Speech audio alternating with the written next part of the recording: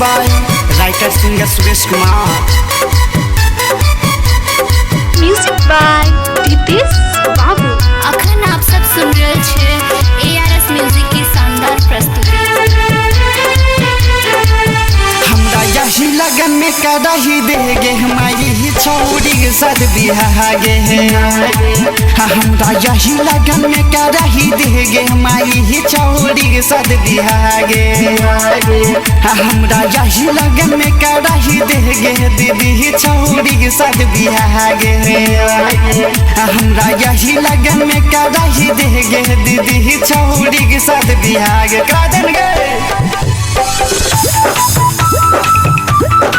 Presented by ARS film Bhojpuri.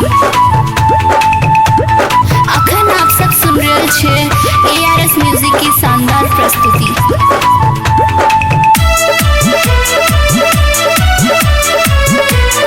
Singing by writer singer Suresh Kumar.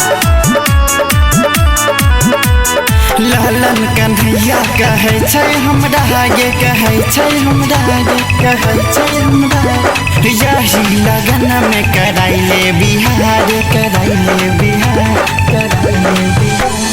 ललन कन्हैया कहै छै हमरा आगे यही लगन में कराइले बिहार कहती बनवावे दोस्त के बुलावे डीजे में डांस करावे हमरा यही लगन में कराही देगे हमारी छोड़ी के साथ बिहागे हमरा यही लगन में कराही देगे हमारी छोड़ी के साथ बिहागे।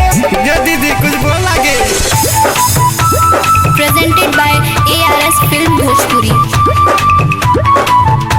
अखन आप सब सुन रहे छे ARS म्यूजिक की शानदार प्रस्तुति।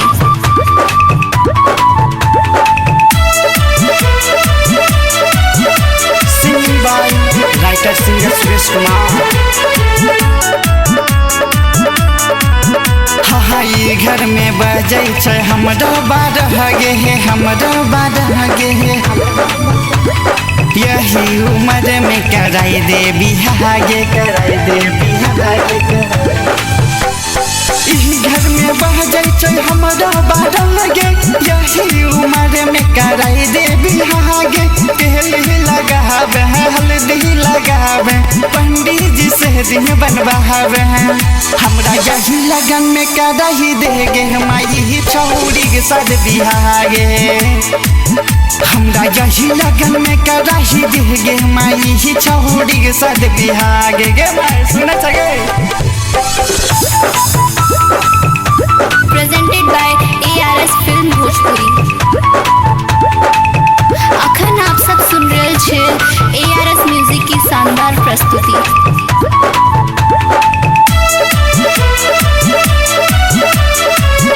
Singing by writer singer Suresh Kumar. Singer Suresh गाय छै गाना गे गाय छै गाना गाय छै गाना जिला कटिहार के हिलैते साल गे सिंगर सुरेश गाय छै गाना गे जिला कटिहार के हिलैते साल गे हमरो महारी होई गेल छै गे कराई देना बिहागे हमरा यही लगन में कराही देगे हमारी छोड़ी के साथ बिहागे हमरा यही लगन में कराही देगे हमारी छोड़ी के साथ बिहागे